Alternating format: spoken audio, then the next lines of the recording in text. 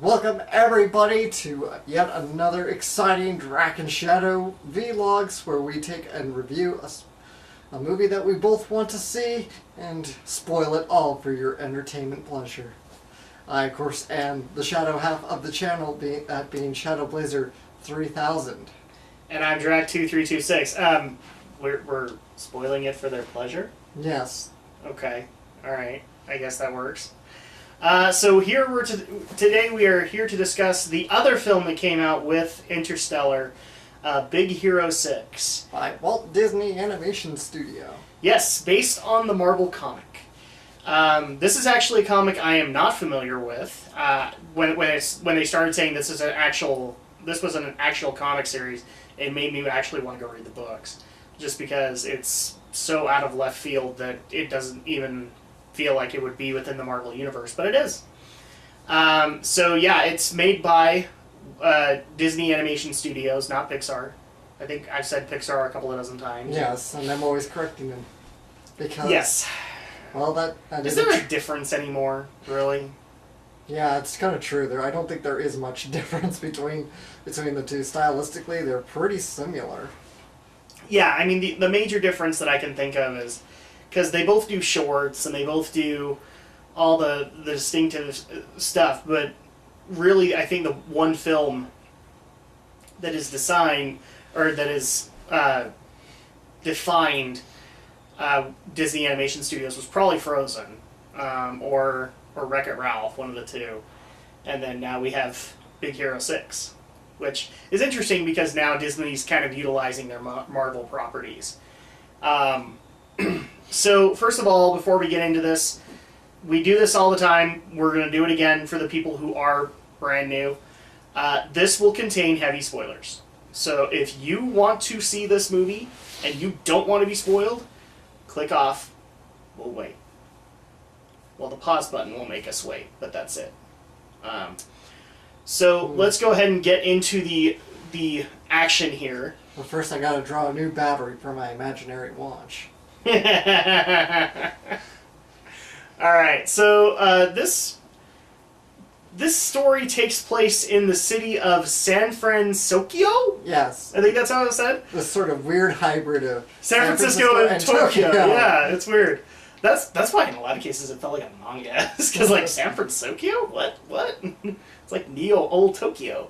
And we are introduced to our main character, which is Hiro Hamada. Is it Hamada? Yeah, yes. Hamada. Yes. Hiro Hamada. And he is basically a 13-year-old genius.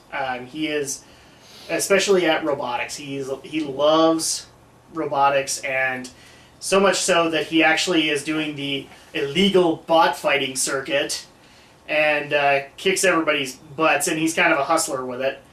And then we are introduced to when he's trying to get away because he's pissed off some people that he tried to hustle.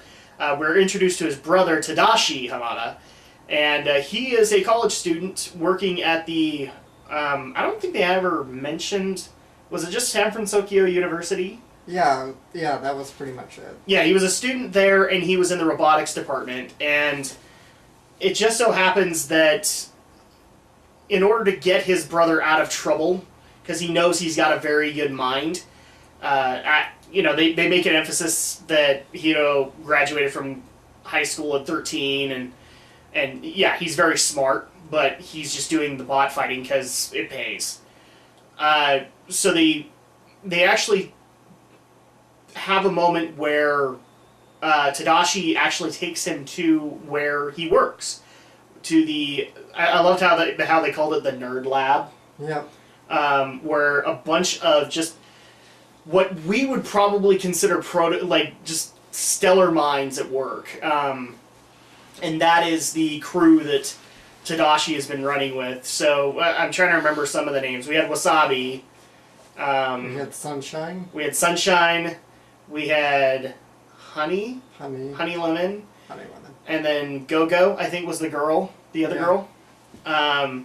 So, and all of them have like these aspiring projects, and we're all just awe-inspiring. And then we meet Professor Callahan, who is the head of the department, and likes Tadashi. But before that, we are introduced to Tadashi's lab and what he's been working on, which is Baymax. Basically a... Oh, I'm going to get smacked for saying this, but this is basically what he is. A blow-up nurse. A giant inflatable nurse. An inflatable nurse robot, basically. And that's kind of Hero's words, I think. Yes. I think that's what... And then Baymax corrects him as healthcare professional, because he kept on doing that. And Tadashi shows him what he's been working on and how elaborate it is and how it's going to revolutionize healthcare and all that. And all I could think in my head was all the nurses standing outside of a hospital going, "You took our jobs!" Way it goes. But after that, it's pretty much decided by Hiro, just from what he has seen, he needs to be at this university. And I think that was kind of Tadashi's plan, was to introduce him to all these people and to get him interested. So he's then presented with a unique opportunity. He can do kind of like a science fair thing to showcase his abilities. And to get into school. And to get a scholarship for it. So we get to have this moment where he isn't thinking of anything until he looks to his bot-fighting robot, which was, made for hustling. And then he goes, that's it. I've just got to do this. And so he microsizes what his robot basically was and creates little nanobots that can literally kind of construct themselves into whatever he wants them to, because he's got a neural transmitter on. So that's his presentation to the college. Obviously, it's stellar. He's got the scholarship in hand. But then he's also offered an opportunity by Cray Technologies to sell this, and then they can utilize it. Well, this is the part that it kind of bugs me now later on. But the professor kind of urges him that Cray would not utilize his technology well, and so it kind of nudges Hiro towards going to the university instead of earning a lot of money. And, well, Cray's not happy about that. But they're all happy because they earned the scholarship. Or he landed the scholarship, and Tadashi pulls him outside and says he's proud of him. And at that point, the building actually catches fire, and Tadashi notices that Professor Callahan's still in there. So he goes in, and the building then explodes, which pretty much means, at least as far as we are concerned, that Tadashi and Professor Callahan died in the fire. And so that's where things kind of pick up in this story. Hiro is depressed, he's missing his brother, and it just so happens that he has Baymax, the last thing his brother ever created. And Baymax is solely interested in helping Hiro heal. Except there's one tiny little problem. One of the microbots, which at this point, since they were in the fire, we're assuming were destroyed. The last one, the one that was basically in Hiro's pocket, starts reacting, and it shouldn't. So Baymax then basically asks, if solving this problem will make you feel better, I'll go do it. And we have a big San Francisco chase, which ends up at an empty warehouse where microbots are being constructed in mass. And Hiro does not understand why. Until he then meets a guy in a kabuki mask who is utilizing them. So it's obvious that the mask has the neural transmitter. At that point, Baymax earlier contacts Hiro's or Tadashi's friends rather, but they like Hiro too, and they try to come out and help him and find out exactly what Hiro did, which is this guy's using his microbots for evil. And I think at that point they kind of resolve to become heroes to get the microbots to stop working, and also to put the criminal to justice.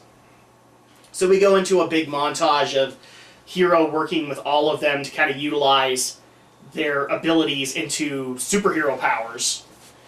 And I think we never got, like, hero names for them aside from their actual names. No, we didn't. Really. So, like, for example, one of them is specialized in chemicals, and so she actually creates a way to make a big ball of tungsten very brittle because of chemicals. So Hero helps her design a bag which can help her mix the chemicals so she can get whatever she wants out of it. The other one is like Wasabi is working on lasers that will literally just cut to the microfiber and cut, slices so thin is the way we're showcased it. So Hero helps him to create laser blades, basically. And all the while also working on Baymax to help him be able to scan where this culprit is. Long story short, we then have a moment where we find out, we're assuming here, at least from the way that the group has deduced, that it is Cray, because Cray wanted the microbots. But when we actually confront the criminal, it actually is Professor Callahan. What a twist! What a twist! And we don't get the reason why, but at this point, Hero kind of snaps because Tadashi looked up to him and actually orders Baymax to kill him and takes out the card that actually has all of the ethical subroutines for Baymax that Tadashi put in. Whereas Hero actually put in a card that's just, marked with skull and crossbones. It's all the kung fu and stuff that he's been programming in. And then we kind of have this resolving moment where Baymax tries to show Hero that this is not the way to go, that he can be better, and Tadashi knows that he can be better. To which at that point then they realize the reason why Professor Callahan is doing this. Apparently his daughter worked for Cray Technologies, and they were testing a portal device. Well, they were thinking with portals, weren't they, Alex? Yes. And so they decided to send his daughter Abigail in there, and the portal destabilizes and creates a big accident, and so you find out that Professor Callahan is doing this out of revenge, and Hero then goes to try and stop him, because he knows exactly what that would mean for him, after having kind of a vengeance streak himself. So, but in the end, after trying to save the day and save Cray and save Professor Callahan, they also get the opportunity to save Abigail as well, because the way that Professor Callahan tries to, in a twisted sense of irony, turn this back on Cray is that he takes his portal device and tries to suck up the building that Cray Technologies is in. But it destabilizes again, and at that point, Baymax actually scans and sees a life sign in there. So him and Hero actually go in to try and save Abigail, which in turn also leads to a very sad moment, because in order to save them both, there's some damage that happens, and Baymax has to send them through the portal while he stays behind. So it's a very big movie emphasizing on loss. And in the end, Hero actually does rebuild Baymax, because he gets Tadashi's old lab, and he finds out that in the last memoir of Baymax, inside it is the card that has all the AI that Tadashi had programmed, so all he has to do is build the frame. And at that point, we kind of have an ending, because they've all resolved to be kind of superheroes and to stop all these crimes from happening. And that's pretty much it. So it's a pretty action-packed kids film. So now that we've kind of gone over the story, let's go into kind of the details. So Alex, what overall did you think of this movie? What did you like and what did you dislike? Well, Adam, I absolutely loved this film. I had an excellent time watching it. I had an excellent time just going through the whole experience. It's an emotional roller coaster ride. Yep. And there were truly moments I was legitimately choked up and probably even let out a number of tears at times. I'm not ashamed to admit it. But I really... We're sensitive men. Yes, we are. We are. So, and I'm single, by the way. For any ladies watching, I am single. Oh, man. He's taken, but Yes, I am totally taken, and I can't even believe this just became a dating entrance video. All right. Okay, back on. Yes. But of course, back on the film. I loved it. I loved every action-packed moment. I loved all the comedy. I loved the drama. Everything in this movie is fantastic. Yes. It's true. Really, it's a hallmark of how great Disney has really become. They kind of went away sort of in the early 2000s because Pixar kind of took center stage. Stole their thunder. They stole their thunder. Yeah. Even when Pixar became a part of Disney altogether, still Pixar was kind of dominated, and DreamWorks was starting to eat out of the pie. And then comes Sony and other animation studios. But I tell you, Disney recently has just bounced back, and they bounced back with a vengeance. Between Wreck-It Ralph and of course Frozen, which was a huge phenomenon, and now this. I loved this movie. Oh my god, I'm gonna be gushing about it forever now. Alright, so stuff you actually liked within it. Okay, yes, I guess I should. I guess I should narrow the focus a little bit for it. Oh my, it's too hard. Everything in this movie is great. Maybe you should look at something. Maybe you should look at this from a different angle. Maybe I should. Arc words. It's so hard to really point anything narrow because I just think this movie's fantastic. I mean, I gotta say, I'm definitely gonna say, I think this movie is one of the strongest aspects of this movie is their very serious moments. The way they do deal with death. Loss is a very big theme. It's such a serious topic, and I don't. Well, okay, it has been dealt with in Disney movies before. But, yes. But I don't think quite with like this level. No. The closest example I can think of is The Lion King. And they didn't go as in depth. Not in depth. As this did. Yeah, not in depth like that. And I mean, not only lust, they even talk about vengeance. They talk about vengeance versus caring and compassion. And the whole. Here's kind of what's interesting about Big Hero 6, say any other superhero ever. This is not a knock against superheroes, but Big Hero 6 is purely bring a bad guy to justice. They will not harm another human being if they can help it. Well, originally the purpose is to discover what's going on. Of course. Why are the microbots there? And then it comes down to, okay, we have to stop him. Then we have the little bit of a vengeance twist with Hero where, Absolutely. You have Callahan, and then Hero realizes that, no, it has to be, we have to bring him to justice. And so, yeah, this film utilizes it way more, because the first one that I can think of that deals with loss to some extent would be The Lion King, and it doesn't really, because Simba runs away from it, basically is what happens. And Simba's the case with Simba, that one's a prodigal son story, essentially. Yeah, as well as being And don't bring up Kimbo the White Lion, we don't care. Yeah, we're not... We get it. That being a prodigal son story and a bit of a Shakespearean drama animated. Yes. And this one, of course, is a superhero animated drama. Yeah. Well, and on top of that, it's, like we've said, Lion King just doesn't deal with the loss of it. It really just... Simba may have dealt with his loss, but it's really kind of emphasized that he hasn't.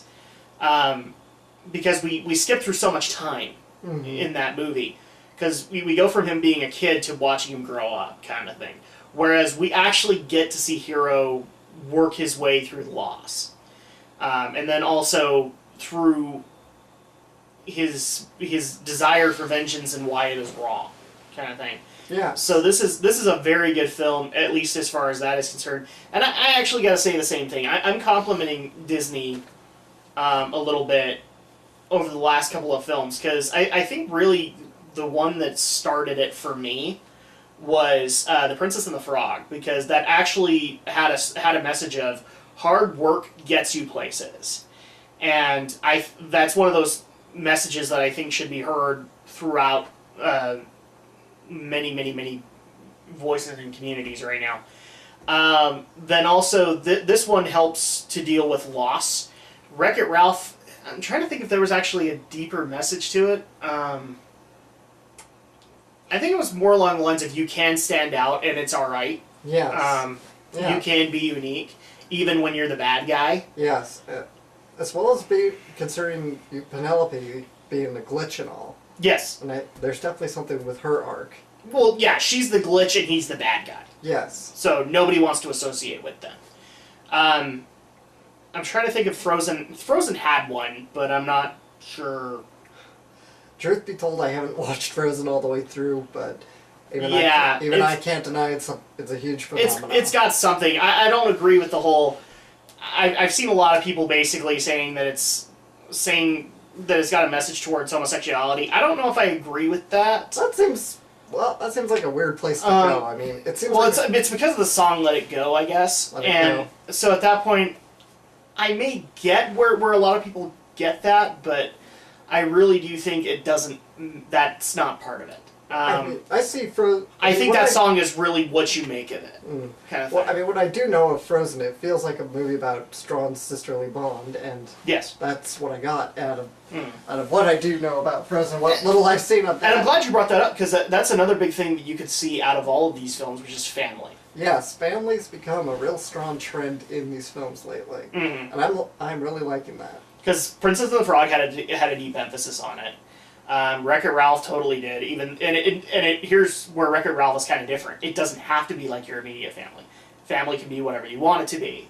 Then you had Frozen, which was sisters, but there was also an emphasis on the parents too. Mm-hmm. And then we have Big Hero 6, where brotherly love. Not that brotherly love, not the series, guys. Don't click off to go look up that. just talk to us, all right? Which is Disney, by the way. Yes, it is Disney.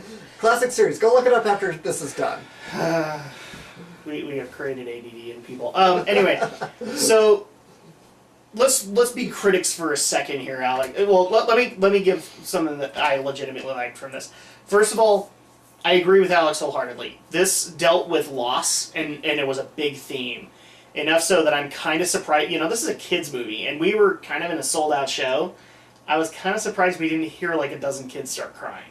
I mean, I was surprised. There were points where Hero was crying, and you're just like, oh no, gut reaction to the kids is going to be to cry. And it didn't happen. Yeah, it reduces grown men like me to tears. So, I was just afraid we were going to hear like, wah, and we were not going to be able to hear the movie. Because that's kind of the initial reaction. I mean, even for adults, when you see somebody crying, your initial reaction is to cry with them. Yes. And so that's where, in a lot of cases, I almost want to call Baymax kind of the Tadashi representation after Tadashi passed away, because he's not only his life's work, but he's also a living, breathing, or not really breathing, but an embodiment of Tadashi's ideals. Because that's literally kind of the last words we got from Tadashi was he has to go save them.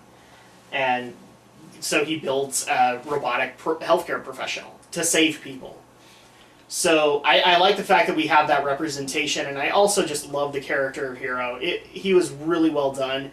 And I also just love this film for one simple thing. It actually makes being a geek really cool. That's the one thing those other Disney movies, even Wreck-It Ralph, didn't do that. Because Wreck-It Ralph had a designed audience. This actually did. This actually made geek really chic. Yeah. Basically. And what I liked about that angle myself is the fact that it didn't have to go to the old nerd cliches route. No. It's not that I find the nerd cliches offensive. No, you had one comic book geek. Yeah. None of the other ones were. The others were science geniuses. Yes. And I was saying, I don't find the whole nerd cliche stereotypical or offensive. I just find it overdone and overused. And not properly understood. And it's kind of one of the reasons I can't get into the Big Bang Theory. I know you love the show, but I can't get into it mostly because I just, like, the cliche is so done for me. Yeah. But it's... Well, it's one of those things with the Big Bang Theory where I can appreciate that they're all geeks, but they're all, like, science geeks. They're very, very, very smart, That is true. So you have, like, those moments where they actually try to dissect, like, could Superman actually go through portals? Yeah, he probably could. Yeah, so those are the moments that are kind of funny. And they also go into the geek tropes of they're overly sensitive or, whatever. So let's actually be critics for a second, Alex. What did we not like about the film. You go first, because I'm still having to think of anything I might not have liked. I'm having to make him think. Especially when you have Black Friday to worry about like next week. So. Yeah. Oops, Drak made him think. If there was one thing that I would dislike, I didn't like the fact that Callahan ended up being the villain. Alright? I get it. They were trying to go to these comic book tropes, and I'm guessing this is an established villain, but it would have actually been cool if he'd been kind of like that mentor character.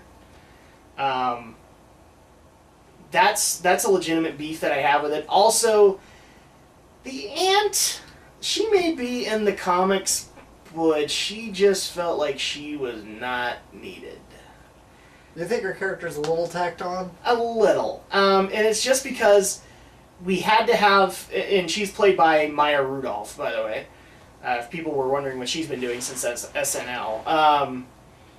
She just comes off as just an overly protective aunt, and really, you didn't need that, because Tadashi was kind of the representation of family for them. And at that point, all she just seemed to me was, and people are not going to like me for doing this, but she was basically the equivalent of the parents in Transformers. That's what she felt like. Oh, wow. A lot of her scenes to I think me. that's harsh. It's a little. She's not that bad, but that's what she kind of feels like in this film. She's not needed. I mean, I can see where you're going, where you might think the Ant is more of a plot device than an actual needed character. Mm-hmm. And, of course, I'm not familiar with the comics, so I have no idea what's made up for the movie versus what's actually in the she might be a part of it. We don't know. And, but I didn't mind the Ant. I thought she brought some needed comic relief to the movie when the comic relief was needed before the other characters were more of a factor. And of course, maybe it is more of just a justified established that they have a guardian looking after them. Probably, because that's at least my issue with it. She was basically comic relief filler.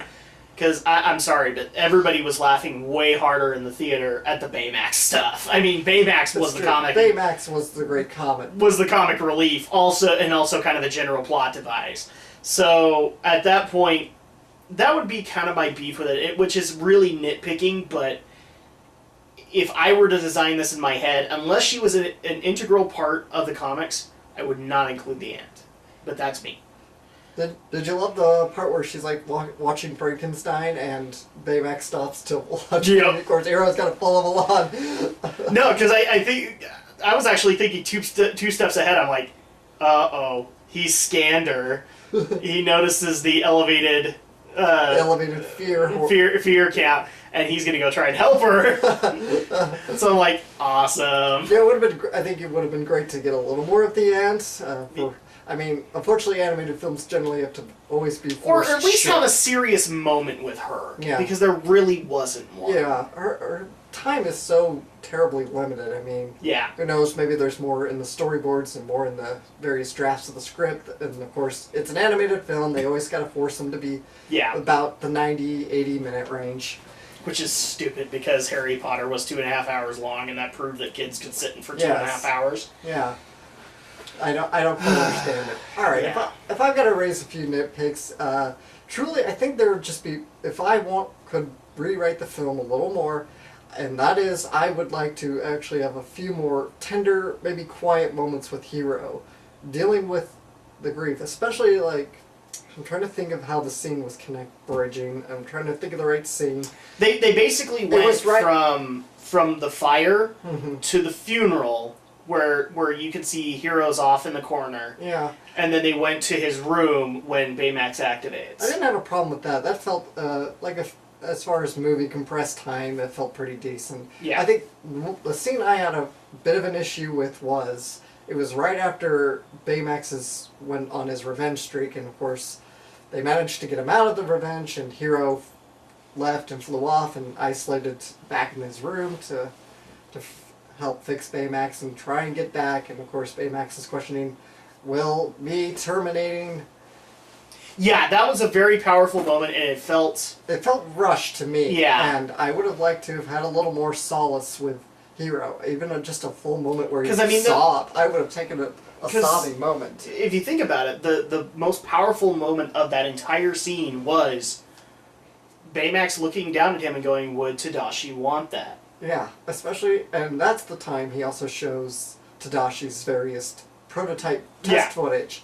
So I think we could have had a real strong emotional break, a strong emotional relief from Hero, who's just been through so much. Finally let that pain out, and just let the tears flow from him. We did have that, but it was very, very short. It was very short, and I would have loved to have that a little bit longer than it was presented in the movie. A little bit, yeah, because, I mean, this was one of those points where I probably would have approved of, like, a snot bubble cry. You know, like, have him just legitimately cry and have Baymax holding him. Yeah. So, absolutely. Yeah, it was a little rushed. I just can't believe that a revelation like that would happen that quickly. But, again, it condensed for 90 minutes, so you can't just have, like, this full-on snot bubble cry without filling it with a fart joke or something like that. That's the sad part of this whole thing, is that, you know, in order to convey this message occasionally, they had to resort to the comedy to bring people back in. Yeah. So... And, you know, the real shame about animated films, of course, is they're all edited down during the storyboarding phase. So it's not like we can get an extended director's cut with hopefully more footage. What's presented is what's done. But if this film does well, and we're hoping that it did, you know, maybe we can get more of it if they actually do a Big Hero 6 2. This is Disney, however, and I'm still waiting on Incredibles 2, so I don't know if it's going to happen. But, well, Incredibles 2 is happening soon. Yeah, that's right, because Brad Bird has confirmed it. But that would be actually a great thing to do, is actually do some character development in that second film. Because absolutely.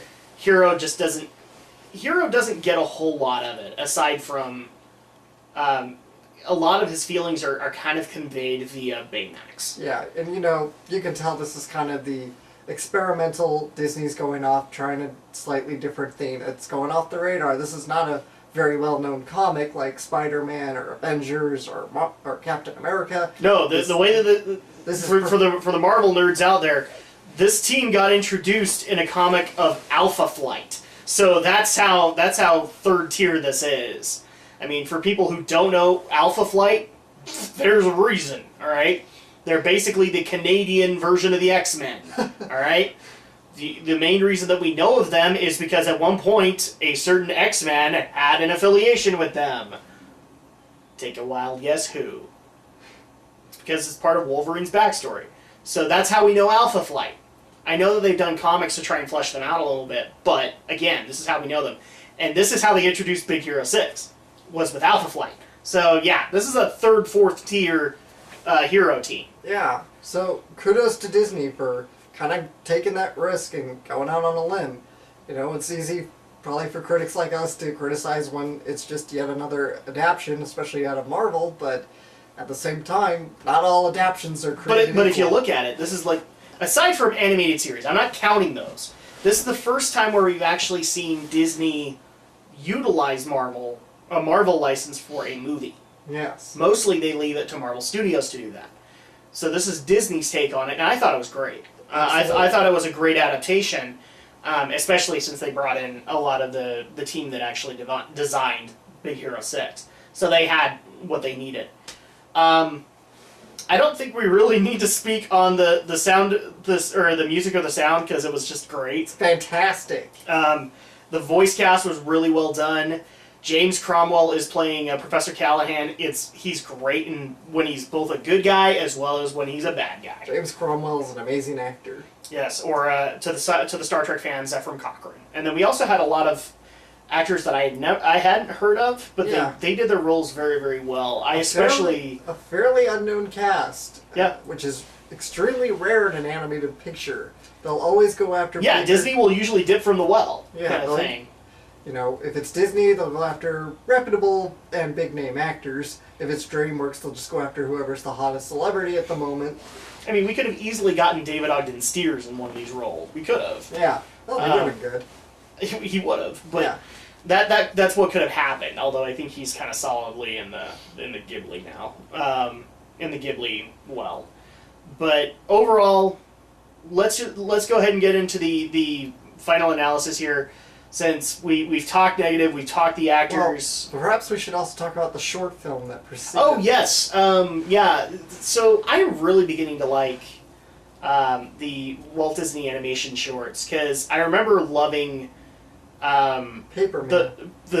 the paper one from Wreck-It Ralph, and then this one Feast. It was entirely told from a dog's perspective. Yeah. Where I swear he had like the best owner and yet the worst owner ever. Where this owner was literally just like scraping whatever he didn't eat that was junk food or whatnot onto the dog bowl. And so we had this really cool story where you see this puppy from puppy years gets spoiled rotten by this guy. Then when he gets a girlfriend, that kind of goes away. Yeah. And he gets mad about it. But then he sees that, you know, they have a fight and they kind of quasi break up.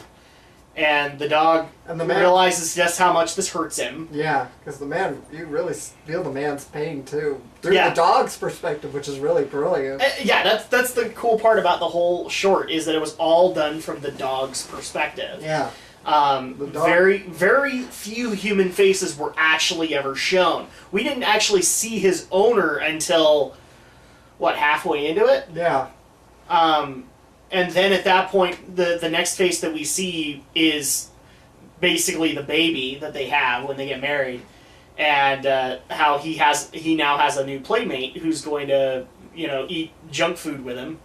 I especially love the one moment where, you know, this is the epitome that he's living in a guy's house, is that they were watching the Super Bowl or something, and they flip up the table, and there's just like Cheetos and popcorn and pork rinds and all that, and the dog is just sitting there, mouth open.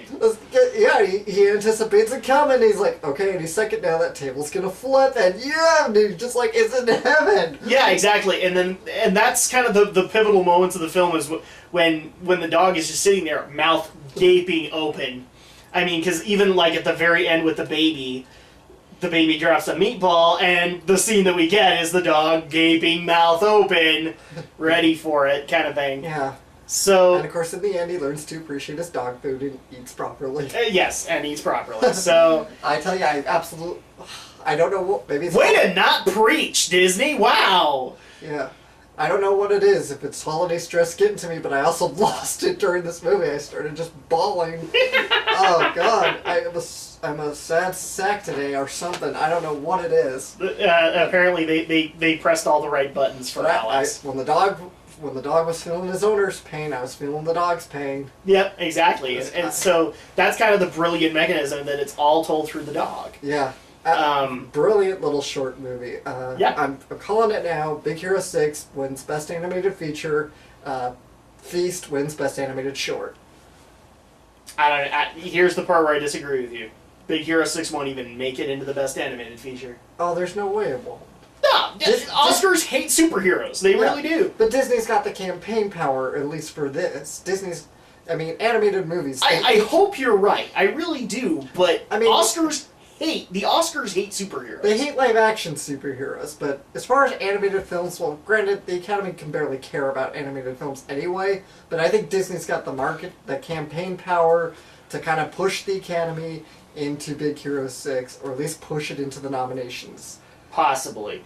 I can more see it getting, not like Best Animated Film, but like some of the geekier stuff. I don't even know. I'd be amazed if it did get a few techie awards. Like screenplay or something like that. But hey, don't knock screenplay. Well, no, I'm saying that they will relegate it off, and it won't even get near Best Animated Feature. I'd be surprised if it won screenplay.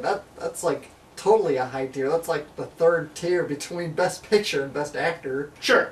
Well, I'm just saying they'll relegate it off, and that's the part that's going to irritate me, is because, look, I get it. The Oscars don't like the superhero films, but in a lot of cases, the superhero films have better themes than some of the stuff that actually did win Oscars, okay? Mm-hmm. I'm not saying that The Avengers was better than 40 Days as a Slave. I can't say that. I haven't seen 40 Days as a Slave. 40 years. Or 40 Years as a Slave. But when you're putting that up against, say, what was the Leo DiCaprio movie? Wolf of Wall Street. Wolf of Wall Street. I saw pieces of that enough to know that movies like The Avengers and Thor were way better done, as far as I am concerned.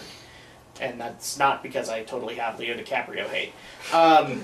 So, kind of final assessment here. Give it a final score here, Alex. What does Big Hero 6 rate? Well, whatever nitpicks I have, I'm going to brush them aside. I'm going to go ahead and I'm going to give this movie a perfect 10.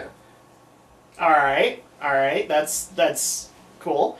I'm going to go ahead and do a 9.5 because this, again, using a 10, dude, that film had just better do everything to me and a half. That's why I'm always kind of hesitant about using the full 10. And so I think 9.5 is more than adequate to explain what this thing does because, again, it tried to deal with loss, but it wasn't able to deal with it completely as a 90-minute film. But it was still very good. And, the other... I'm going to bring this up because we were actually talking about it in the car on the way home. So this came out with Interstellar. If you were asked to recommend one of these two films, Alex, which would you recommend to people? Well, it'd have to depend on the person, really. I'm not trying to give you a roundabout answer, but that is the way I'm going to think of this. It has to depend on the person. If you're an adult, and you're really looking for that movie, that artsy kind of thing. Artsy film, that intellectual piece, absolutely. That Interstellar fits. Go see Interstellar. But for people who have families, this is the one to go to. Or if you need a breather, if you just need a Friday night off, or any night off. Just a popcorn movie. Yes. Go see Big Hero 6. You won't be disappointed, especially if you love Marvel or comics or anything geeky, sciencey, anything, you can enjoy Big Hero 6. Yep. Well, okay, so we've got our final scores in, and I'm glad we ended this movie on a high note, because the next movie is going to be the ultimate low note. The next movie that we're going to be taking on, guys, is The Hunger Games Mockingjay Part 1. And I'm kind of glad we got this movie done first, so that we can... This is our Prozac, so that we can get through Mockingjay and make our way to the end of the year. But, yeah, so we recommend wholeheartedly that people see Big Hero 6. Go see Interstellar, too. I mean, here's the thing. If you have a family, go see Big Hero 6, and then, when you get a babysitter, go see Interstellar, because you'll like that, too. But I wholeheartedly recommend this to people. Even as an animation buff, this is awesome. Absolutely. It almost makes me for, when we get to the end of the year, just to make a best animation category, because there's been a lot of good animated films that we've seen. Just to kind of put them up against each other and see how they fare. But I guess that's going to go ahead and be it for us. So next time, we're going to be depressed as all crap as we go into The Hunger Games Mockingjay Part 1. Till then, we're Dragon Shadow. We'll see you for the next one. Thanks for joining us, guys. If you are satisfied with the care that you have received during this review, please like and leave a comment in the thread below. Thank you. Goodbye. I am satisfied with my health care. You.